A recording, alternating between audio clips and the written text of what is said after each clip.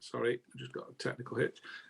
Primary focus of the recording will be to capture the presenters and their slides. We may capture photographic images of messages of members of the audience. So if you don't want this to happen, then would you please set your video recorder to off? And then towards the end of the session, there may be an opportunity to ask questions vocally rather than through the chat box. If you do this, your voice and images are likely to be recorded. So just bear that in mind. Also, we have to sort of promote the IOSH Benevolent Fund. So those of you who may not be aware of it, there's a little bit about this on your slide now.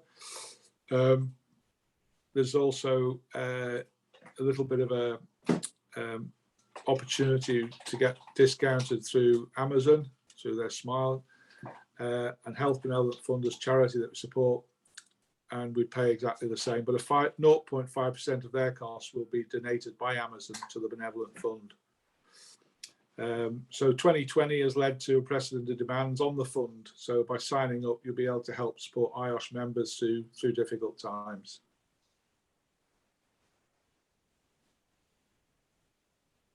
Next, Paul. Sorry, just let me share.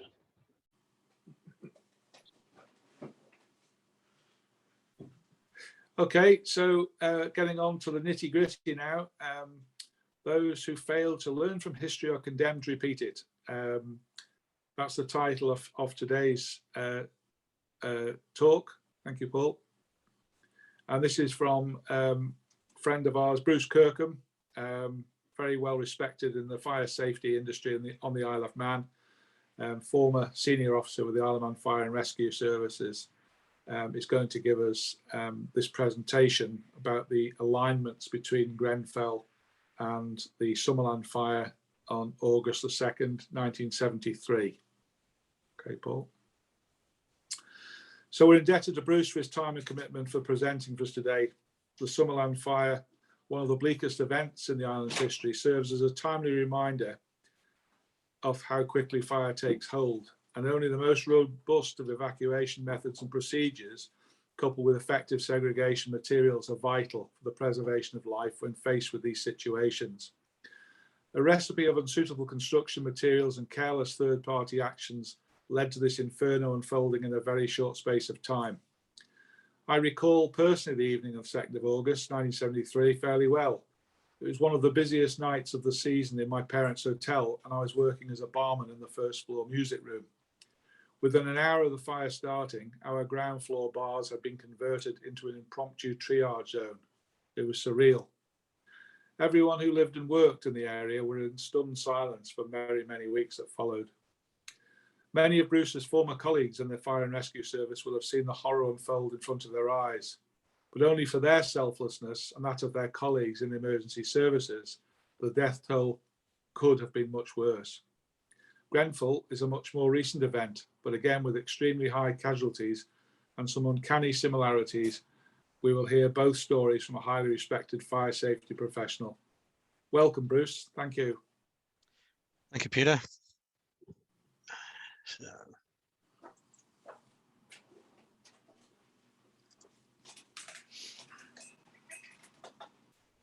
Okay, good afternoon, ladies and gentlemen, and thanks for attending, and thanks so much for this opportunity to share a journey of fire safety down the ages.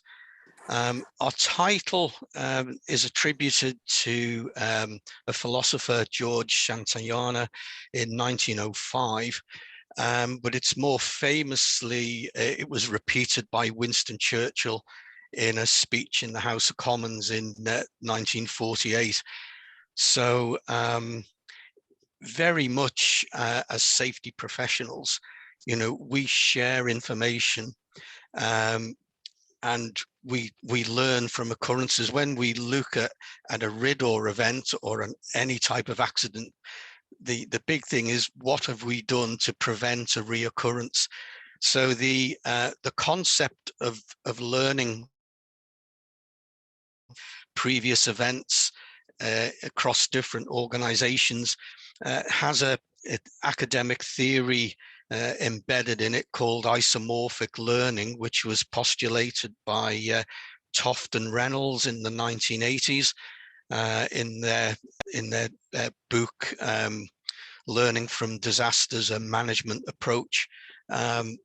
So although that was printed in the early 1980s, it's still quite pertinent today. So I sort of commend that to your reading list. Let's have a look. No, next slide. I can't. So what are we going to look at today? We're going to look at a very brief case study of the Summerland Fire on the Isle of Man in 1973 and compare that with the Grenfell Fire of 2017.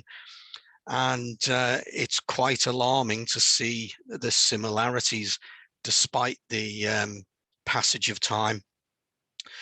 I'm going to have a personal reflection. Like our chairman has said, he's got vivid personal recollections of that fateful evening in August 1973, and so have I, and so have most people resident on the Isle of Man who witnessed this disastrous event.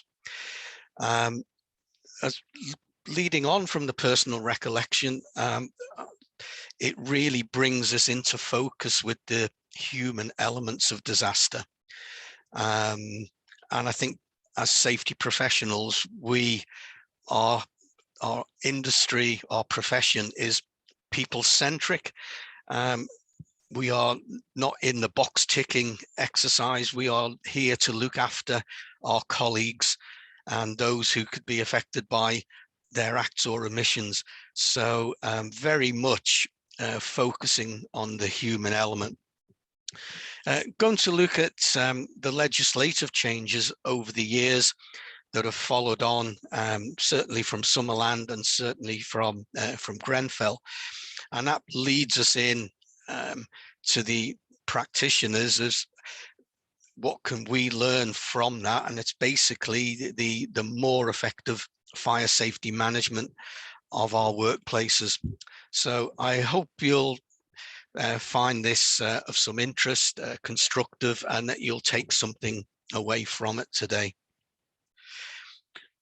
So Summerland was a new concept in the Isle of Man, certainly in the tourist industry in the United Kingdom.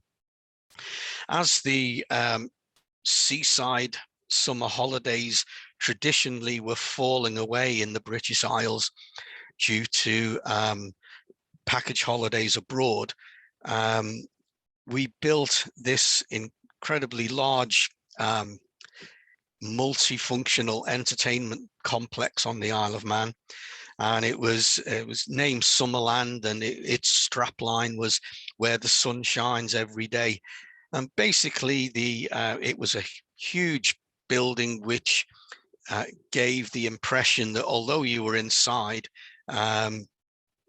you felt as if you were in a large open space in a holiday resort. So they had multifunctional activities going on at all levels.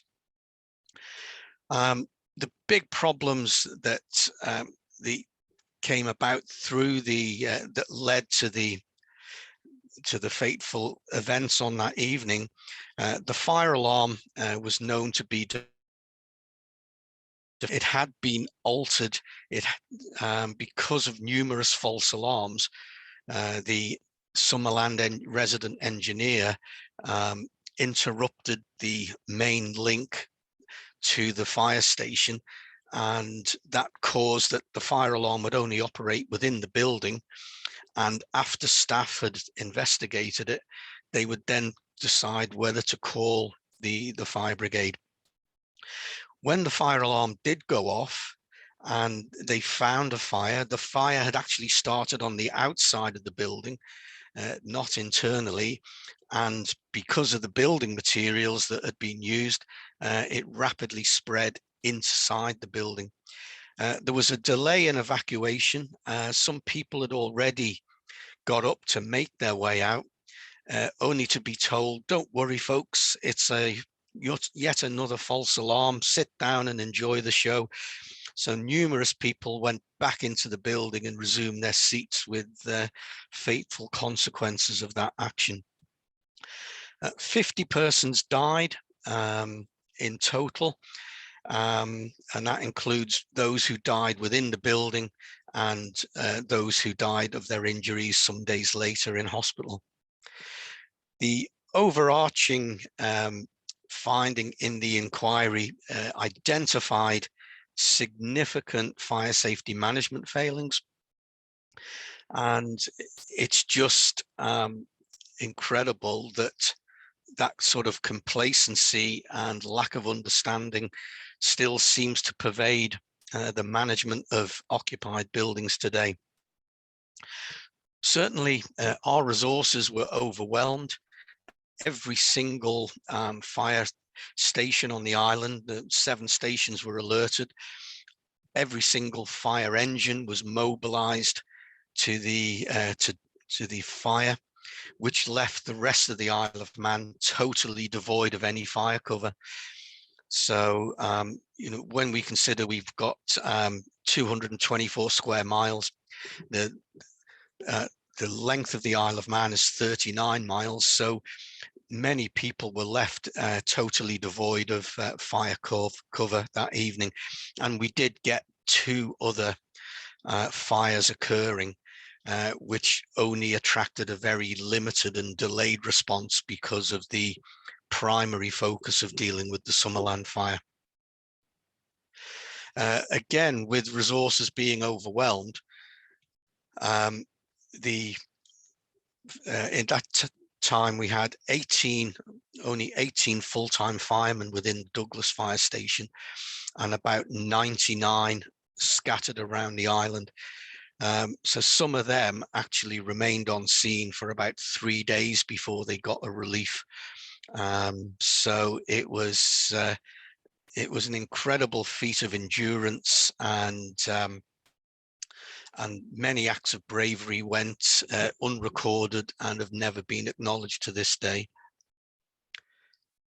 Again, in the public inquiry, the choice of building materials, there was a relaxation of the building regulations to allow for some of the building materials that were used, most notably the Oroglass, which formed the weatherproofed atrium. That was a polycarbonate material which melted due to the heat of the fire, and then sent burning droplets down into the main atrium entertainment area. There was the other factor was the a solid block wall had been replaced by a material called galbestos, which was an early type of sandwich panel. So that was a steel outer face with a bitumen and asbestos internal coating. And then backed onto that again, in some areas, was a fiber board called Decalin. So there was an airspace between the two, which formed a natural flue, which caused rapid vertical spread of the fire, which again is very, very similar to the aluminium cladding material, which again had a void behind it in Grenfell. There were no prosecutions arising out of the Summerland fire. The public inquiry was not that objective in some ways, because the government department, the Department of Local Government, who oversaw the building control as well as the tourism industry, they basically commissioned their own inquiry, and they summarized that there were many failings but no villains. I better not comment too much on that. It did bring about legislative change. The Fire Precautions Act had come into being in the mainland United Kingdom in 1971. The Summerland Fire in 1973, we were still working on the 1923 theatre certificate fire safety legislation, which was woefully inadequate. So in 1975, it did bring about the implementation of the Fire Precautions Act on the Isle of Man. Interestingly, the building regulations did change in the United Kingdom following the Summerland Fire. There was an amendment to them following that, so it did have some impact elsewhere. For those of you who are more serious students and would like to read more, here's some links which you can download later. As I said, the Summerland Fire Commission report, that's the official inquiry report. That's about 89, 90 pages long. It's worth a read. It's available through the Isle of Man Government Library and through the National Archives at Kew. One of the best things I've read is the Fire Professionals magazine of March 1974 issued a special supplement which summarized the findings of the inquiry into a 4-page supplement, and that's a very, very useful reference document. If anyone would like a copy of that, if you can let the chair know at the end of the meeting, and we can provide that to you as a PDF.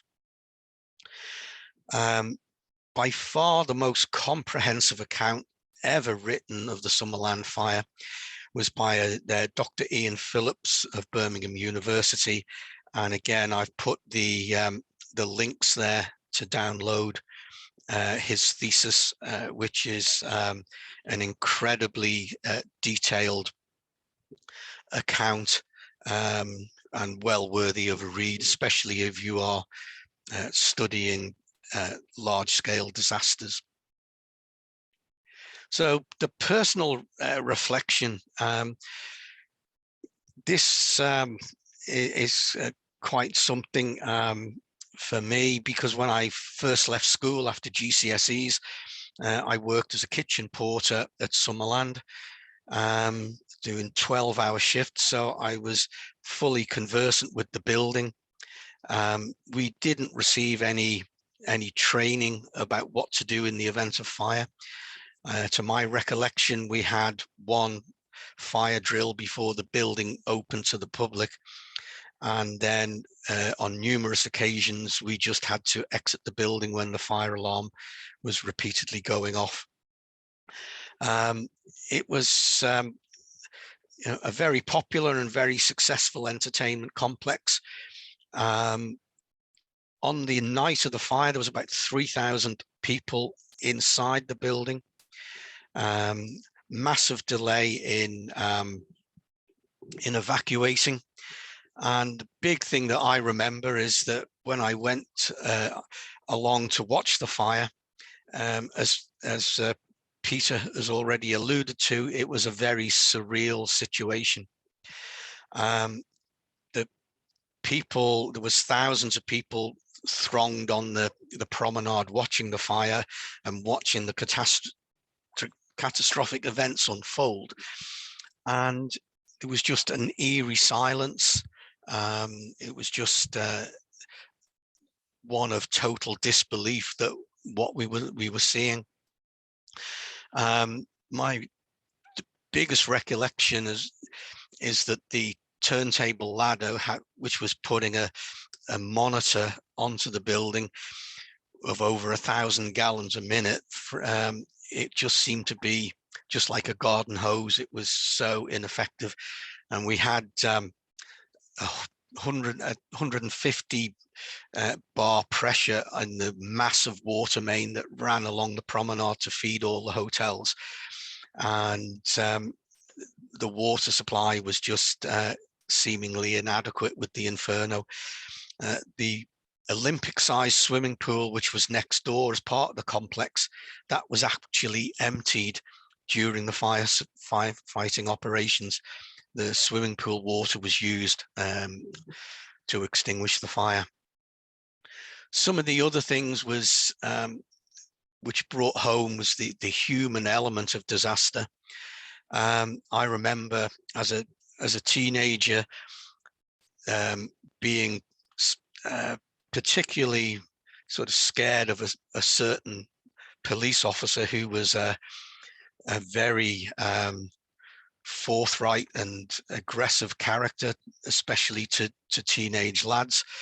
And he came towards us in the to the crowd with a clipboard, and he was a very strong character, but he was sobbing, and he was appealing to those looking at the fire unfolding. He was appealing for blood donors. They commandeered minibuses, taxis, tourist coaches, just piling people in to go to the local St. John ambulance headquarters to give blood.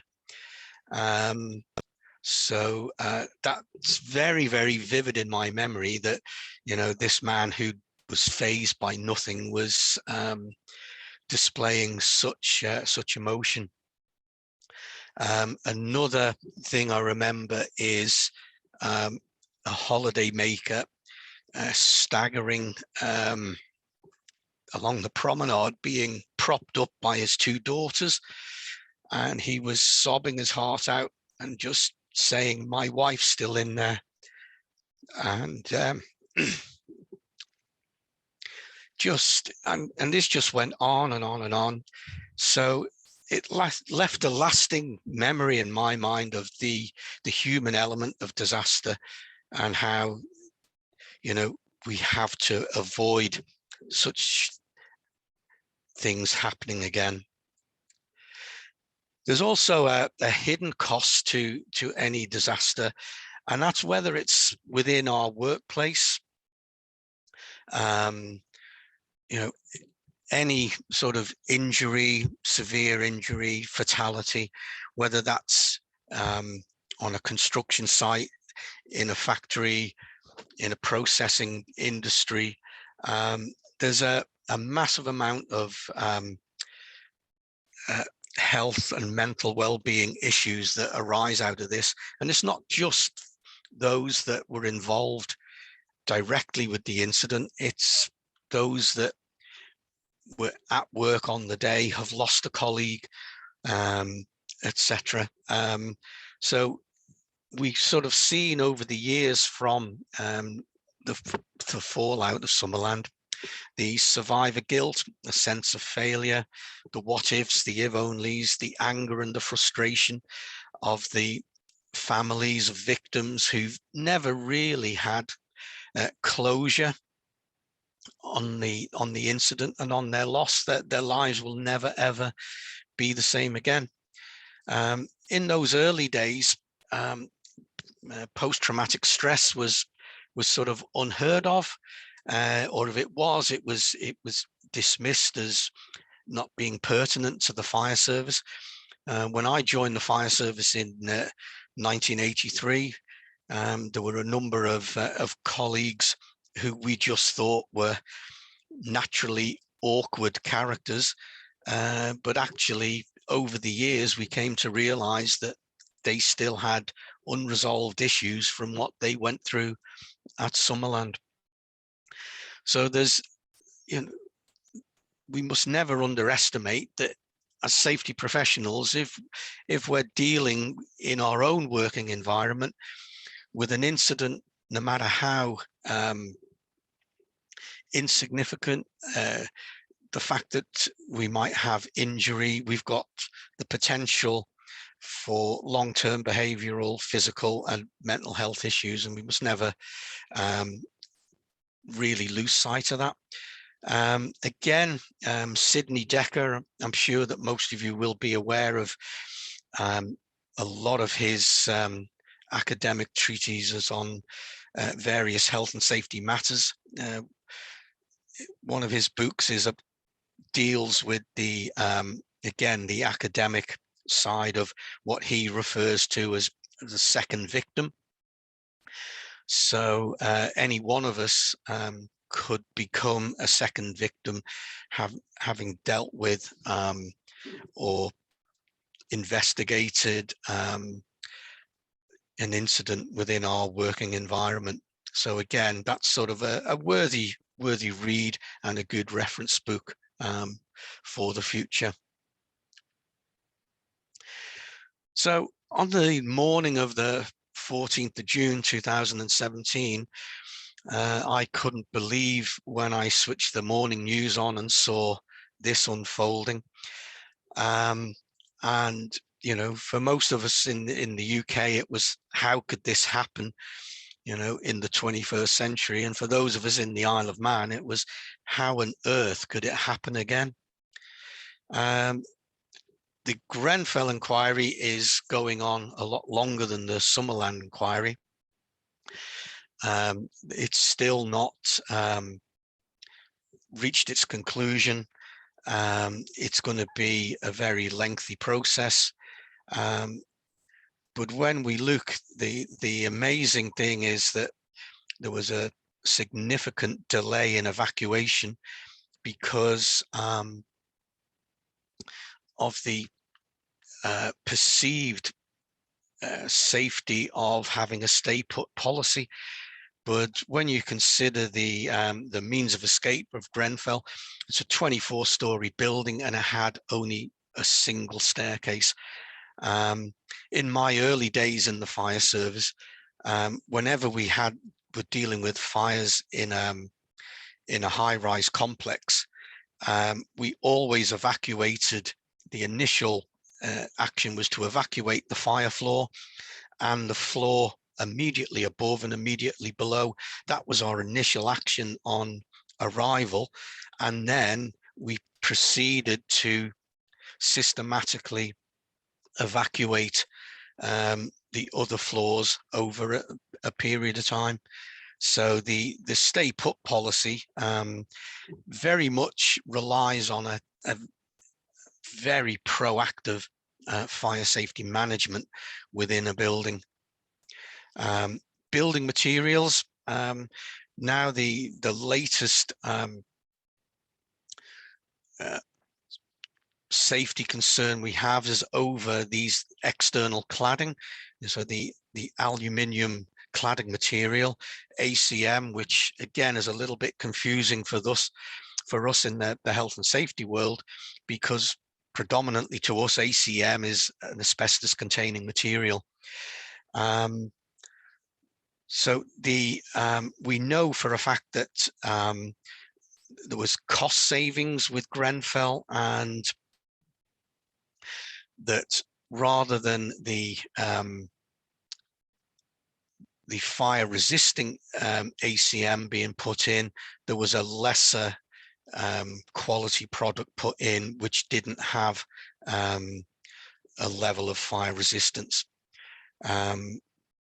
So again, you know, this is going to be the one of the biggest changes in the building regulations, approved documents B going forward, is how we manage buildings with external wall cladding on them. It is leading to legislative change. There has been legislative change, and we'll touch on that later on in one of the slides, just to appraise you of what's going on there. And again, incredulous for London Fire Brigade, the largest fire and rescue service in the British Isles.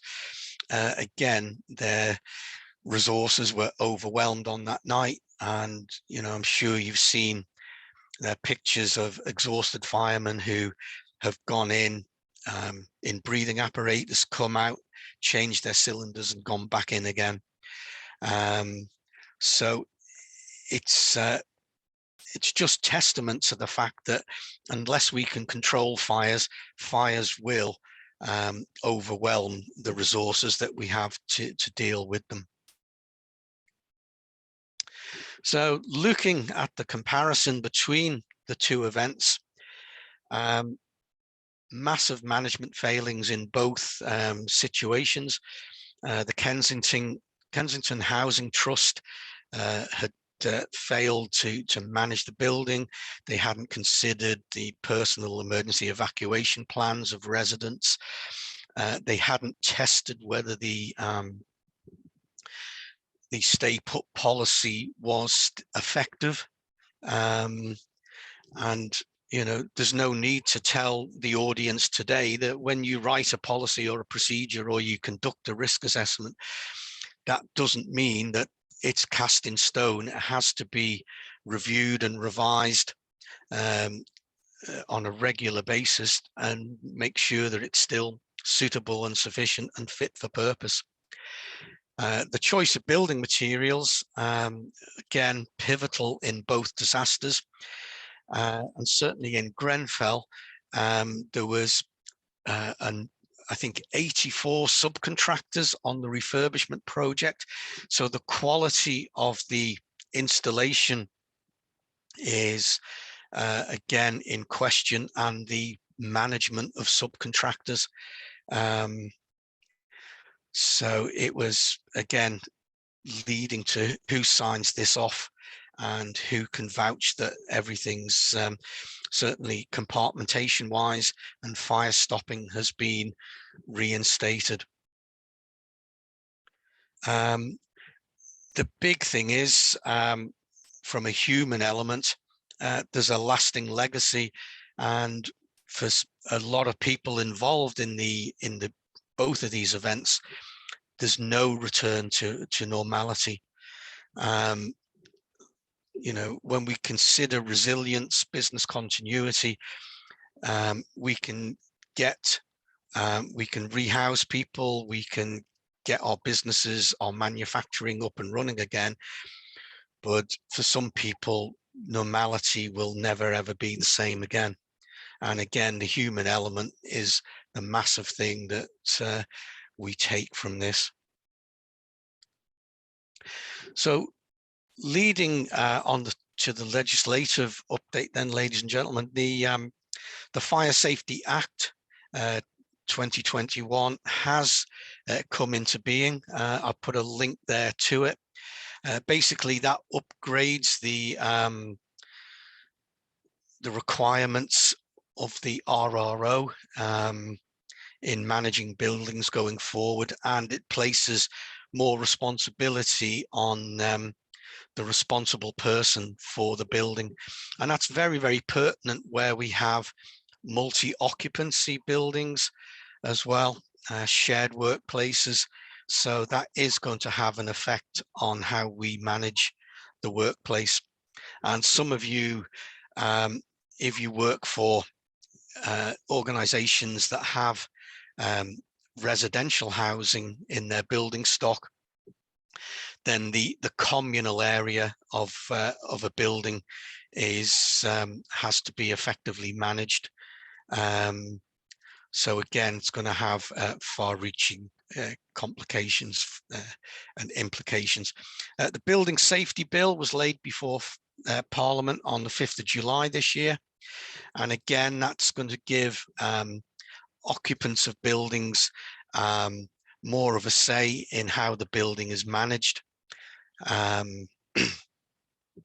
We've got the HSE have appointed a building safety regulator. And again, if you click onto that link, it'll give you a huge amount of resource material about the impact of this on our management, both of residential buildings and of workplace buildings going forward. In the Isle of Man, we're still working on the Fire Precautions Act.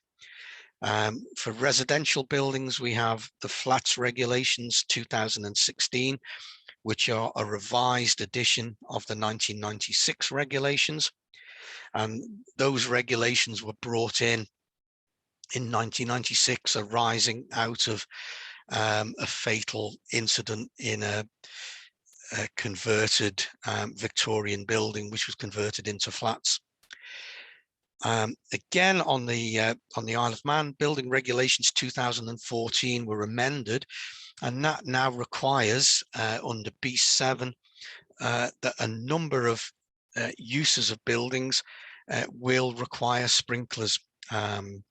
So that's something, and especially where we extend commercial industrial premises. And so any compartment over 5,000 cubic meters will require sprinklers put into them. Management of Health and Safety at Work Regulations 2003 on the Isle of Man is the principal piece of legislation for managing workplace fire safety. And the fact that that was brought in 2003, it's a super piece of legislation, has a very simple to follow schedule, which gives us pertinent advice and requirements for managing fire safety in the workplace. Codes of practice have been altered since Grenfell. So the fire risk assessments, British Standard PAS 79, we were working on the 2012 edition. That's now been amended to the 2020 version. Part 1 is the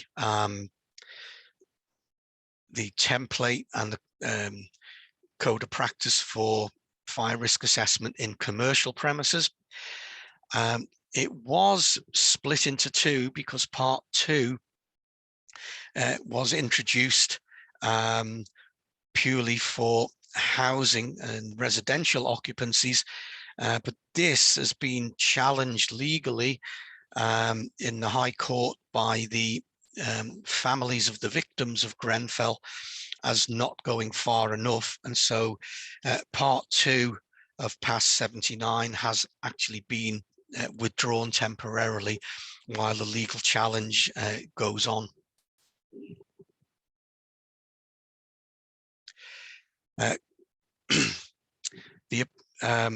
Again, British Standard 9999, 2017, that was amended, and again, this is a code of practice which allows fire engineering principles to be used. So you can depart from the prescriptive standards of approved document B, but a fire engineered solution must be understood that you have to demonstrate compliance by another route, and that you actually have designed the building to be as safe as the prescriptive standards of approved document B. It's you know, for those of you who are involved in any new build projects under CDM regs, you'll hear a lot about value engineering. When we get so far into the development of a project, the architects and the design team do a value engineering. Well, value engineering is not designed to weaken fire safety standards at all, and it's something to be aware of and flag up the danger when you hear that. So because this was introduced in 2017, we had the Grenfell fire in 2017, so it's highly likely that leading on from the inquiry that we'll get this one revised as well. And approved document B was amended again in 2020, and again the lawyers involved in the Grenfell inquiry have criticized how unuser-friendly ADB is, and they've called for it to be simplified and extended and made more user-friendly. So we're in a dynamic period where our legislation and our codes of practice are going to be subject to revision over a period of time leading on from the fallout from Grenfell. So just be aware of that as well. So what does the two case studies have for us as safety professionals? Well, really, and quite simply, it's that our fire safety management needs to be more robust. When it comes to fire risk assessments, we need to make sure that they are suitable and sufficient, that they are revised at timely periods, whether that's post incident or on an annual basis, or following any occurrence where it's evident that our FRA is not up to scratch. And the fact that we have to review and revise is not a criticism, or it's not a declaration of a failing of our previous management, because we are working in dynamic environments, so things change on a regular basis. So where we do have change, we need to review and revise and make sure that our foundation of our safety management is still fit for purpose. Control of contractors is a massive element. If we go back to the Windsor Castle fire in the early 80s, where again, there was massive refurbishment going on there, and contractors left a halogen spotlight at the end of the day, and that set fire to heavy velvet curtains, and the rest is history. So again, control of contractors, permits to work, no hot works within the last 90 minutes before the end of the working day. If we're still occupying some part of the building, then it's incumbent on us to check as well that everything's off and there's no dangerous conditions arising out of the working day of contractors. Again, the refurbishment of a building heightens the risk that we have to our building on a day-to-day basis. So always be aware of that. A contractor will declare in their construction phase health and safety plan of how they're going to safely manage that, and we need to ensure as clients or as occupants as well that that they are doing what they've declared they were going to do and haven't cut corners. Big issues these days is where we have a principal contractor but then many subcontractors, and it's that management of subcontractors which needs to be very, very proactive. Compartmentation, fire stopping is a big issue with fire and rescue services around the country now, where there has been refurbishment of buildings. Again, it's making sure that compartmentation has been reinstated. And this goes a long, long way where we have any IT refurbishment. So we're having IT cables, fiber optic cables, etc., installed throughout a building and going through compartment walls, going through so that where they are breaching compartments, that there is adequate fire stopping in place afterwards. So that's a hot topic with building control, with fire and rescue services, and indeed with the health and safety executive. So please be aware of that. Beware of operatives with cans of spray foam. Spray foam is not suitable. Where we're breaching compartment walls, we should be looking at rock wall fire bats or plasterboard to reinstate the integrity of of the compartment wall. And certainly in any building such as healthcare premises, nursing homes, residential homes, anywhere where we do have phased evacuation or a stay put policy, that's why we have so much enforcement agencies checking on compartmentation now, because if we have got breaches in the compartmentation, then that renders our horizontal phased evacuation or stay put policies. It really negates that, because it's allowing for the passage of heat and smoke. External wall assessments. I think many of you will be fully aware of this now, that part of the fire risk assessment, previously we've always looked at the external aspect of buildings and thought about it from an arson point of view, from if someone sets fire to the outside of the building, what is the potential? But actually from Grenfell, it's shown that, the fire started inside the building. Due to the lack of compartmentation, it went from the kitchen out into the cavity on the external wall and then spread vertically. So again, please be aware, if you've in any workplace where you've got sandwich panels or you've got external wall cladding, that we need to be more considerate of that going forward with your fire risk assessment. Often asked who is best placed to do the fire risk assessment. Well, I quite like, there's no sort of fixed answer. We get plenty of external consultants who will come in and promise you the earth. But really, we have to take this holistic approach. You're safety professionals in your own right. You work in buildings, so your staff, the process that goes on in the building. So quite often a hybrid approach where you use your expertise and day-to-day knowledge of your workplace.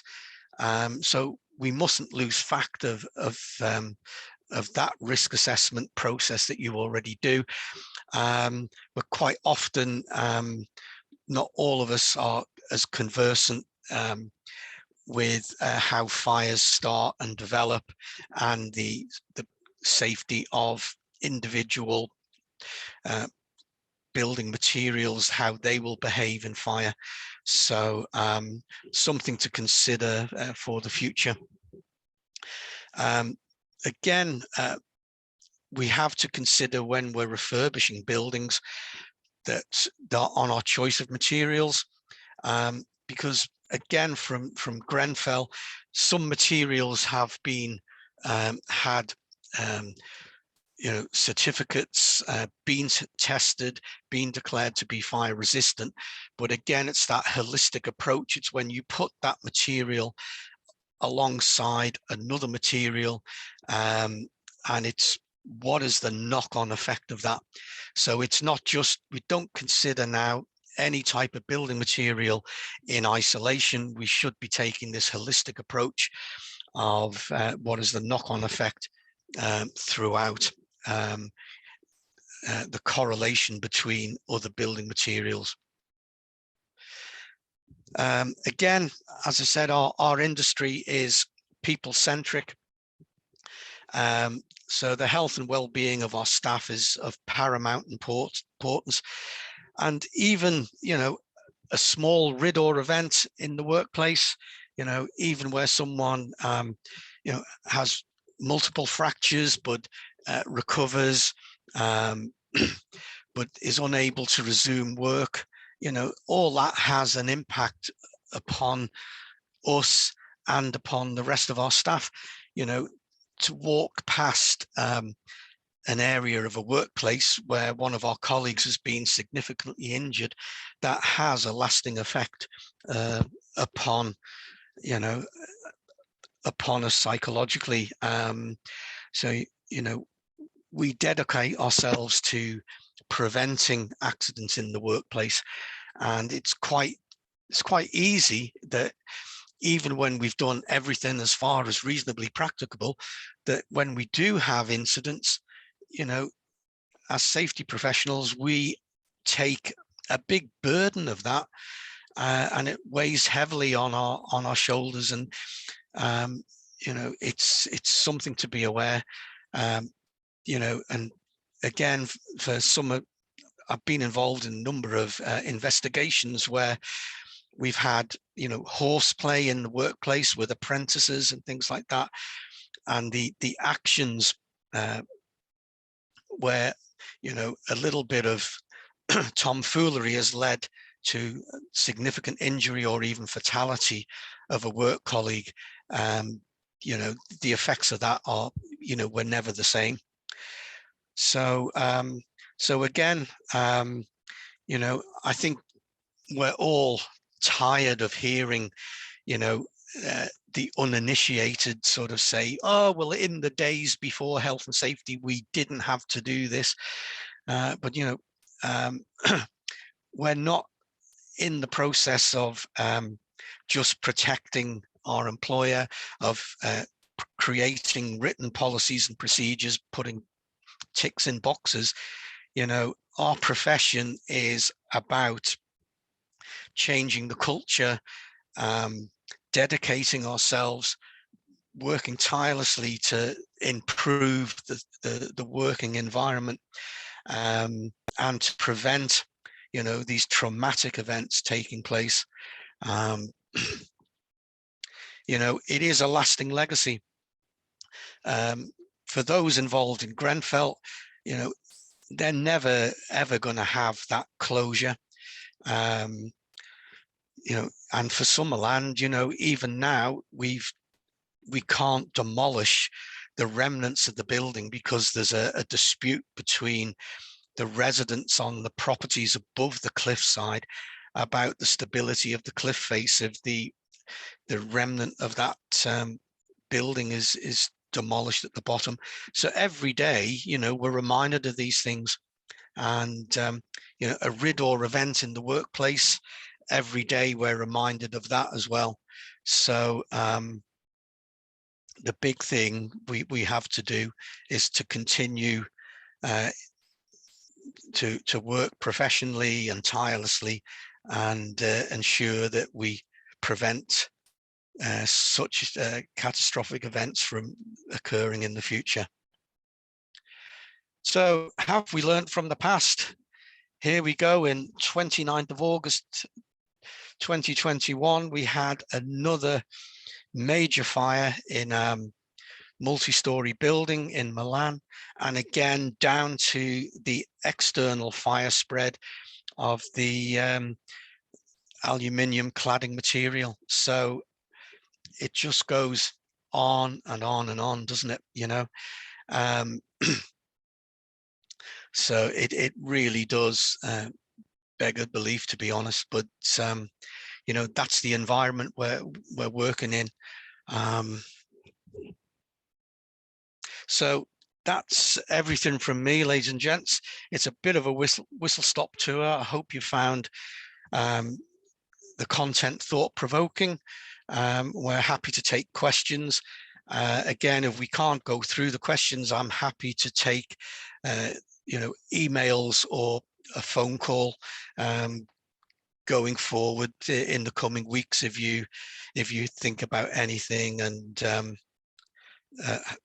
wish to raise anything. So thanks very much for your attention, and I look forward to your questions and wish you a good weekend and a productive week ahead. Thank you very much. Many thanks, Bruce. That was fascinating, really. Yeah, I didn't realise how much came back to myself after your experiences at Summerland. I didn't realise that you were working there at the same time I was working in our hotel. So yeah. Quite a lot of alliances, but really, really interesting and fascinating. And I thank you very, very much indeed from everybody in the branch, I'm sure. So anyone who has any questions, if we've got a few minutes, if we could do, if anybody wants to ask them openly, or whether they want to put them on an email to Bruce or so on. Peter, there was a couple of questions in the chat that came through while Bruce was presenting. I don't know if you want to just maybe just ask those first of all. Sure. You can see the one there from Nick, obviously asking about the Isle of Man's current fire legislation. Can you see that? Yeah, I can see them. Do you want me to ask them to you? And then, please, so obviously, so to you, Bruce, obviously Nick Jones. So hi, Nick, from over there in North Wales. Does the Isle of Man have the same current fire legislation as the UK, e.g., FCO, RRO? No, we don't. That's one of the problems. The Isle of Man is a self-governing, semi-autonomous crown dependency.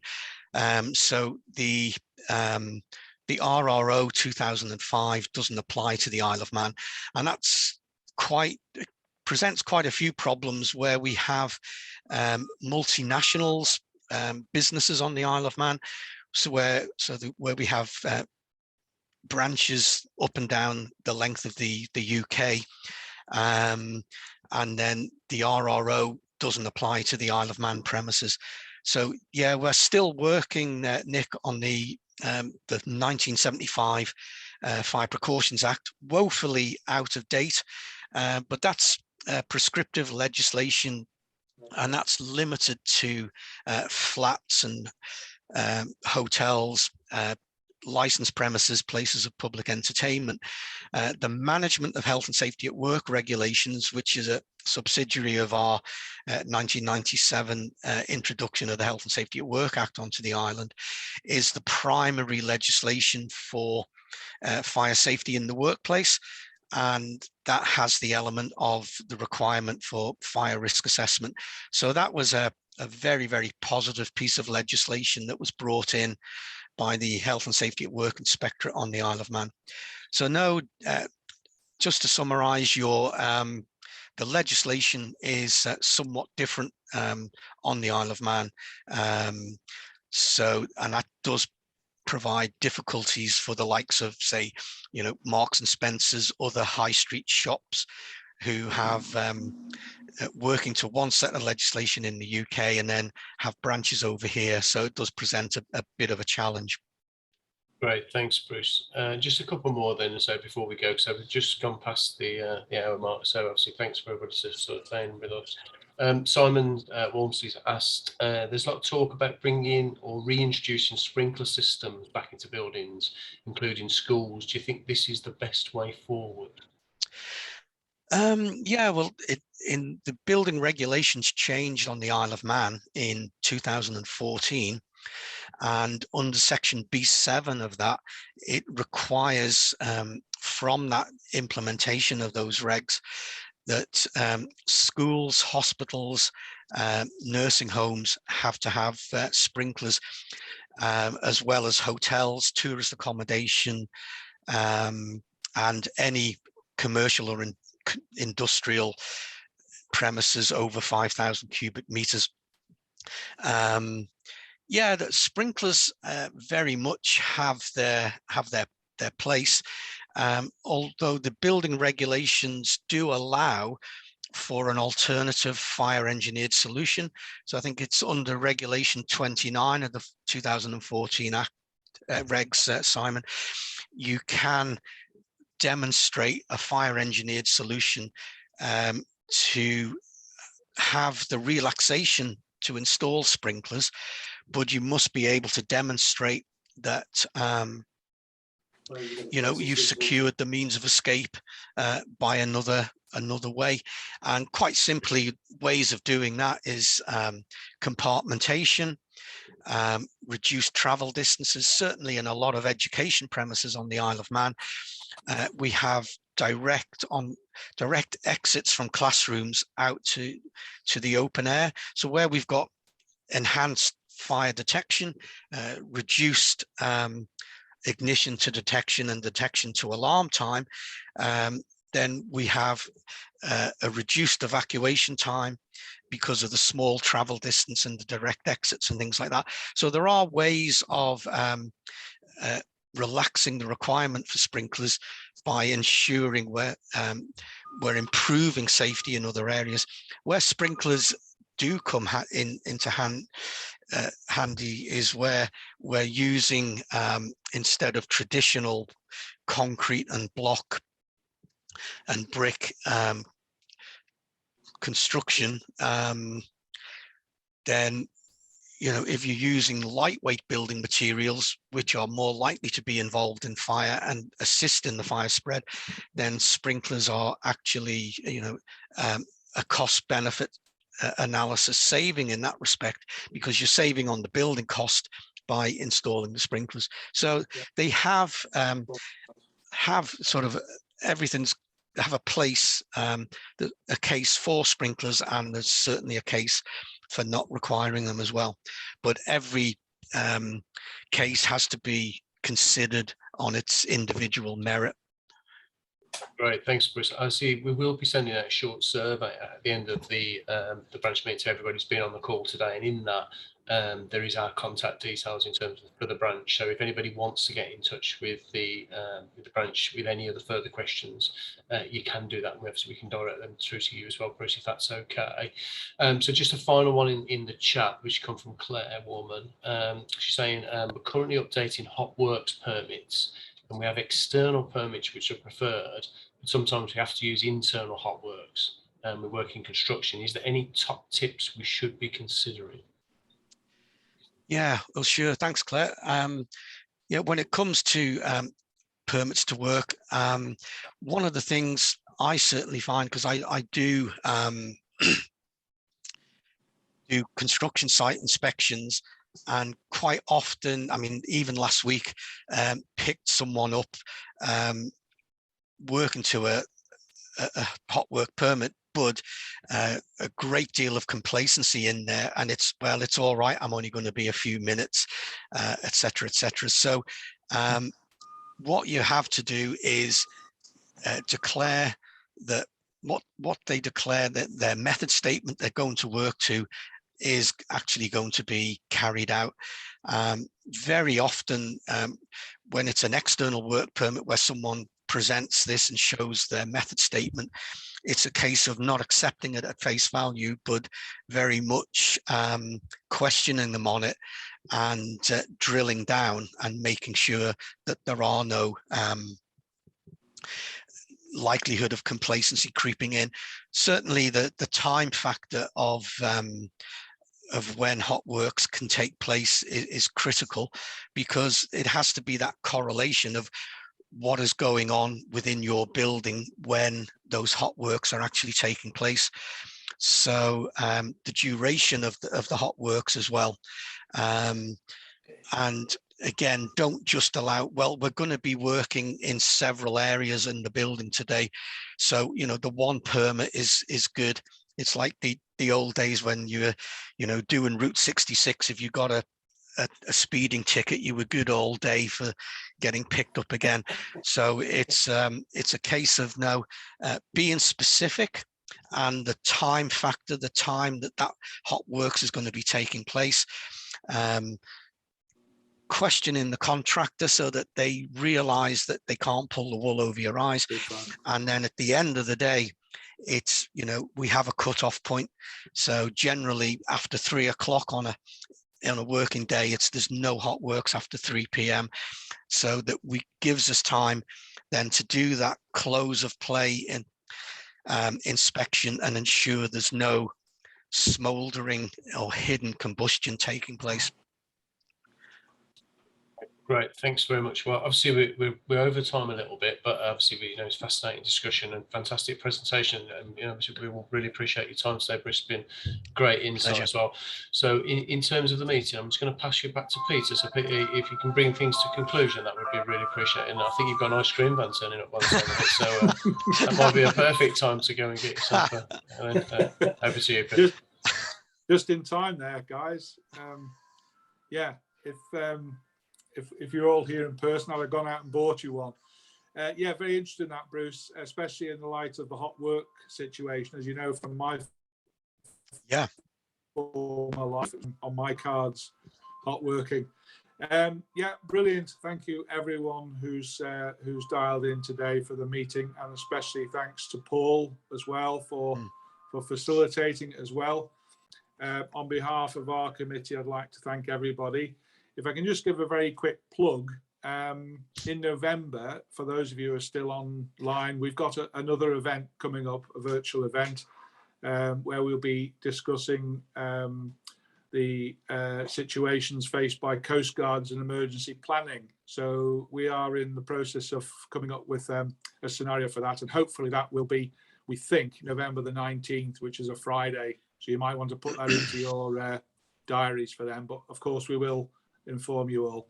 But on behalf of the branch, and especially again to Bruce, fascinating description. There's been some brilliant appraisals, Bruce. I don't know whether you've noticed any from the attendees today. So very well done, and appreciate your time. Thank you. My pleasure. Thanks very much, everyone.